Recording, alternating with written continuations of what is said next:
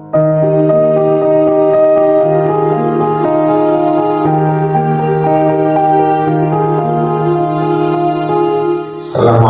warahmatullahi wabarakatuh. Waalaikumsalam warahmatullahi wabarakatuh. Bismillahirrahmanirrahim. Alhamdulillahirabbil alamin wa bihi nasta'inu ala umuri dunya waddin. Wassalatu wassalamu ala asyrafil anbiya'i wal mursalin sayyidina wa maulana Muhammadin wa ala alihi wa sahbihi ajma'in. Amma ba'du. A'udzu billahi minasyaitonir rajim. Qul subhanaka la 'ilma lana illa ma 'allamtana innaka antal 'alimul hakim. Wa qala rabbi shrah li sadri wa yassir li amri wahlul 'uqdatam min lisani yafqahu qawli. Sadaqallahu maulana al-azim. Hadirin jamaah kaum muslimin rahimakumullah. Marilah kita bersyukur kepada Allah Subhanahu wa taala. Ini kita bersama-sama masih dapat hadir kembali sholat di Masjid Nurul Huda dalam rangka ibadah sholat maghrib dan kegiatan taklim kitab Fathul Mu'in. Begitu, mari kita awali dengan membaca surah Al-Fatihah tawassulan bi hadratin Nabil Mustafa Rasulullah sallallahu alaihi wasallam wa alihi wa sahbihi ajma'in. Jadi awliya wal anbiya wa syuhada wa sholihin khususan Sayyidi Syekh Abdul Qadir Al-Jilani radhiyallahu anhu wa nafsuhu khususan khasatan ila hadratil muallif hadzal kitab Syekh Zainuddin Al-Malibari wa ila jami'il masyayikhina wa masyayikhina wa abaina wa ummahatina syaikhullah lahumul Fatihah. A'udzu billahi minasyaitonir rajim. Bismillahirrahmanirrahim. Alhamdulillahirabbil alamin arrahmanir rahim maliki yaumiddin. Iyyaka na'budu wa iyyaka nasta'in ihdinas siratal mustaqim. Shiratal ladzina an'amta 'alaihim ghairil maghdubi 'alaihim waladdallin. Wal walidayya wal mu'minina amin. Bismillahirrahmanirrahim. Wa tajibu al-fitratu alaman maror amman dzukira in fadala anquti mamunin lahu talzamuhu muqnatuhu bin nafsihi wa ghairihi yawma 'idin wa lailatihi. Wajib bagi orang yang telah disebut syarat-syaratnya di depan pembahasan awal, jika ia memiliki harta yang lebih daripada makanan pokok untuk dirinya dan untuk orang-orang yang ditanggung nafkahnya, talzamuhu mu'natuhu min nafsihi wa ghairihi, yang wajib ya bagi muzaki atau bagi orang tersebut biaya hidupnya untuk diri dan untuk orang yang ditanggungnya tadi. Yauma idin wa lailatihi, di malam Id dan di hari Id dan malamnya, di hari Id dan malamnya. Jadi ketentuan mampu di dalam zakat fitrah itu bukan orang yang kaya raya punya mobil, rumah, gedung, bukan. Ketentuan mampu di dalam zakat fitrah itu adalah apabila dia memiliki harta ya atau makanan pokok yang cukup untuk dimakan hari raya Idul Fitri dan malamnya. Jadi bahasanya besok bisa makan. Kok ada kelebihan jadi untuk makan besok sehari semalam, maka itu dia disebut orang yang mampu, berkewajiban untuk membayar zakat. Maka kalau memang untuk makan besok aja nggak punya, ya berarti nggak wajib. Dan yang ditanggung itu siapa? Orang-orang yang dia berkewajiban untuk memberi nafkah, seperti anak dan istrinya. Itu. Wa annal basin wa maskanin wa qadimin yahtaju ilaihi ma huwa wa mamunu. Dan juga cukupi daripada pakaian. Pakaian artinya untuk besok dia masih punya baju walaupun hanya yang dipakai. Jangan sampai dia punya harta tapi besok auratnya kemana-mana gara-gara tidak punya baju pakaian sama sekali. Ini ukurannya.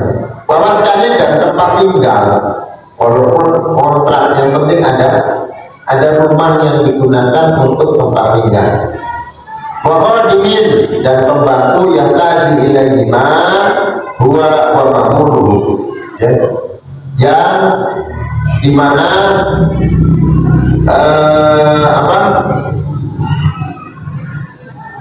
orang yang disebutkan tadi dan orang yang ditanggung resiko nafkahnya itu membutuhkan kepada dua hal tadi, butuh rumah, butuh tempat tinggal, butuh pakaian.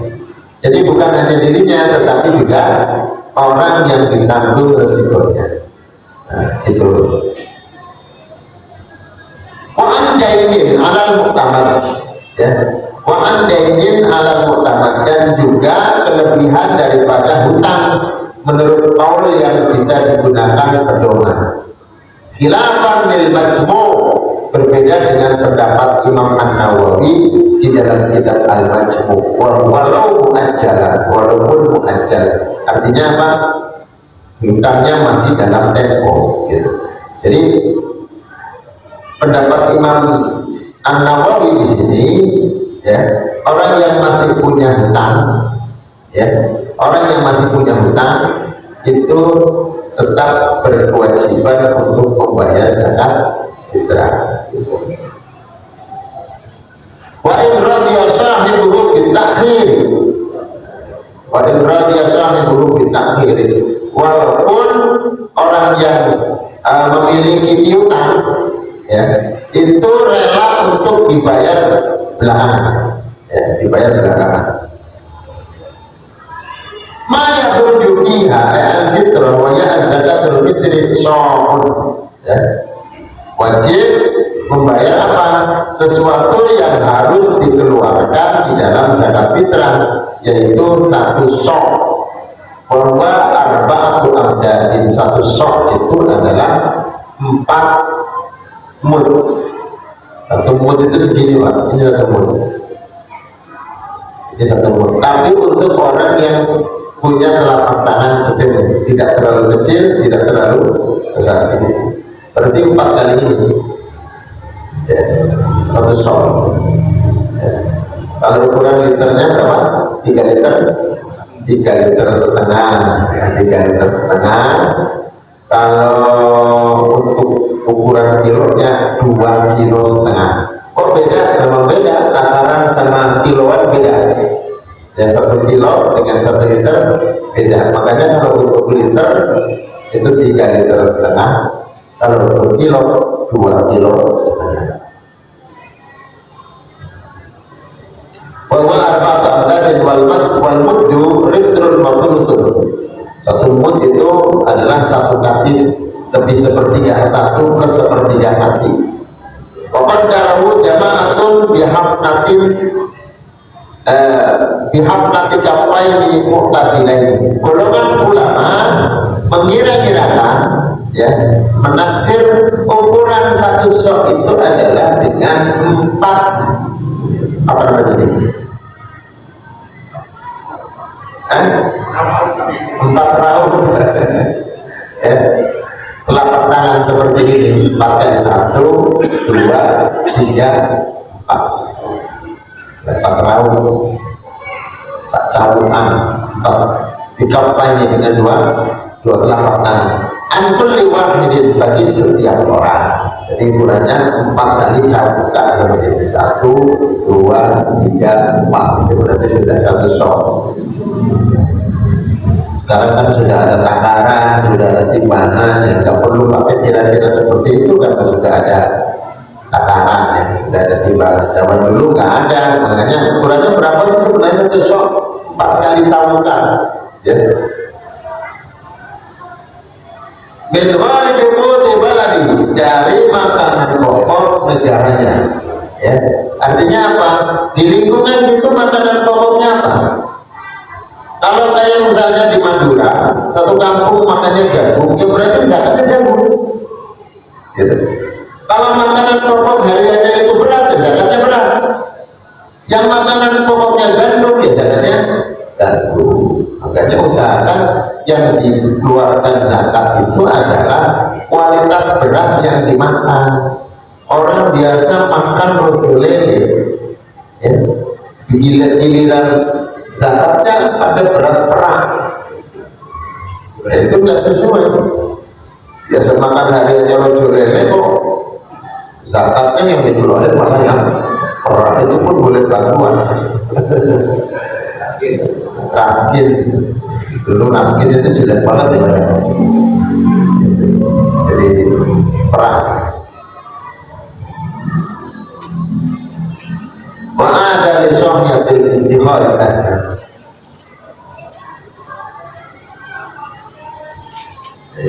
Ayat baladil mu'adda anhu, artinya daerah tempat ditunaikannya zakat. Jadi gini Pak, misalnya kita sedang berada di wilayah makanan pokoknya itu bukan beras. Dari daerah Trenggalek, Jawa Timur, daerah pegunungannya itu makannya apa? Gaplek, tiwul, ya, makanya tiwul.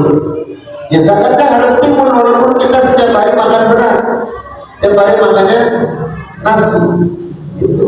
Jadi yang diukur adalah sebentar. Baladil mu'adda'an wa nafsi al-mahmudi ma'alati baladihi indana muduhu mujibzian. Oh enggak, al-mu'adda'an itu berarti orang muzaki, ya? Jadi sesuai dengan makanan yang dia makan. Pemerintah mau wajib masyarakat halim orang ibadah mu'adda'an. Dengan demikian maka wajib bertasarrufkannya pada orang-orang fakir yang ada di negara atau di tempatnya dia sendiri, gitu. Jadi kalau misalnya ya kita berada di Cilincing, ya dibagikan di Cilincing. Tetapi ini untuk ukuran apa namanya, tempat diwajibkannya zakat, ya, itu adalah pada saat dia berada di waktu wujud, dia adanya di mana. Sebab di dalam perbedaan pandangan ulama, Imam Asy-Syafi'i itu melarang kita naqluz zakat, memindahkan zakat. Artinya apa? Kalau kita berada di lingkungan sini, kemudian dibagi di Kalibaru sana misalnya, itu sudah disebut naqluz zakat, memindah zakat. Mazhab Syafi'i tidak membolehkan, kecuali mazhab Hanafi. Atau Hanafi membolehkan naqluz zakat, memindahkan zakat. Maka yang jadi ukuran adalah makanan pokok di mana orang yang akan kita bayarkan itu berada. Makanan pokoknya apa yang akan dia mengeluarkan sesuai dengan makanan pokok lingkungan itu. Al-mu'adda'an. Fa'ilam yu'raf ta'abirin fafihi a'rab. Kalau memang tidak diketahui, ya, seperti orang yang ta'abirin, seperti orang yang kabur, ya, fafihi a'rab, maka di sini ada beberapa pendapat. Minha ikhrajuha halal wa minha anha la tajibu illa idza ada. Kalau dia sudah pergi kabur, itu tidak berada di tempatnya, maka apakah dia membayarkan sesuai dengan tempat di mana dia singgah, atau dia mesti harus kembali dulu? Ini ada beberapa pendapat. Jadi yang pertama, annaha la tajibu illa, yang pertama ikhrajuha halal, dia mengeluarkan seketika itu. Jadi di mana dia berada langsung mengeluarkan. Kalau menurut yang kedua, pendapat yang kedua, dia mesti kembali dulu dan kemudian zakatnya dibayarkan sesuai dengan zakat yang atau uang makanan pokok yang berlaku di tempat yang berdomisili. Gitu ya. Oke, la saya. Oke, la saya. Dalam satu kaul, ya, dia tidak membayarkan apapun, ya. Dia tidak membayarkan apapun. Ayat ibu mudatan wiyamihi, selama dia yajibu mudatan wiyamihi anal asla bara'atul dhimmah. Na'am yalzamuhu idza ada al-ikhraj lima madra kadatina ta'rifan ala thalisi wa fihi nadhur di annahu yalzamuhu alaihi ittihaduhu ma'athani illa an yuqala dhahiru kalamihim wa yusrihu annaha ala thani wajabat. Jadi sebagian orang malah justru dia tidak harus membayarkan apapun. Jadi kondisi apik itu biasanya istilah yang berlaku pada hamba sahaya. Masa kita kabul kan nggak ada masalah apa-apa, gitu kan? Istilah apik itu biasanya kepada hamba sahaya, dia sudah tidak lagi nurut pada majikannya, lalu kemudian apik kabul. Nah, permasalahan kabul ini berisiko ketika dia membayar zakat, gitu Pak. Bagaimana kewajiban dia? Apakah dia berkewajiban mengikuti sesuai dengan tempat yang dimana dia singgah, atau dimana dia berdiam diri di situ? Ataukah dia mengikuti, ataukah dia wajib kembali? Nah, kalau yang kuat itu wajib dia kembali. Jadi karena dia ada tuntutan, gitu kan, berkewajiban untuk taat kepada tuannya, dan ini sudah diterima. Ini istilah untuk budaknya. Orang lain jazuni matun wala ma'ibun musawwisun wa mablulun illa injafa. Ada satu cara tidak cukup, ya, imatun wala ma'ibun. Imatun diganti dengan harganya beras. Jadi pendapat Imam Syafi'i, misalnya, saya repot nggak mau bawa beras ke masjid, saya mau duit saja. Menurut pandangan ulama Syafi'i tidak sah, karena harus berupa beras. Jadi pandangan Imam Syafi'i. Wala ma'ibun, dan tidak sah pula atau tidak mencukupi pula, ya, perkara yang ada aibnya, zakat tapi dengan beras yang sudah kutuan, misalnya ada aibnya, berasnya sudah kutuan atau berasnya sudah apa namanya, ya, rusak gitu loh Pak. Sudah rusak, ya.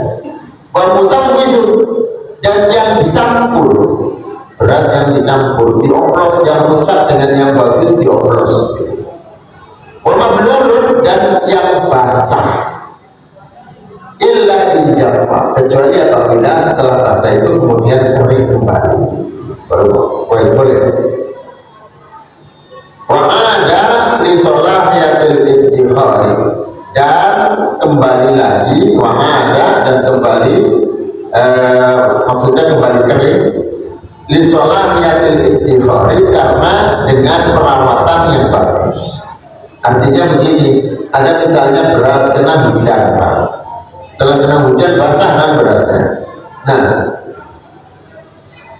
kemudian beras itu diproses, gitu, disimpan dengan simpanan yang bagus, suhunya bagus misalnya, sehingga akibat dari basahnya tadi tidak mempengaruhi kondisi beras. Berasnya tetap utuh misalnya. Nah, ini karena ada perawatan yang bagus. Bagaimana setelah kering? Boleh digunakan untuk membayar zakat. Wal ihtiyati, ya, dan masih bisa digunakan untuk makanan pokok. Wala tibaru li ihtiyatihim al-mablula illa infaqadu ghairuhu. Maka tidak bisa dianggapnya pada menggunakan menjadikan mereka atau para penerima zakat sebagai makanan pokok yang basah. Illa idza faqadu ghairuhu, kecuali apabila tidak ada yang lain, tidak menemukan yang lainnya. Jadi memang di situ karena kena semua Pak. Misalnya dampak dari hujan deras yang tidak mungkin pada mengelak untuk menghindarkan berasnya sehingga kena basah semua, bagaimana? Nah kalau terjadi seperti itu maka ya boleh-boleh saja dia mengeluarkan beras atau mengeluarkan zakat dari makanan pokok yang kondisinya basah. Allah Subhanahu wa taala.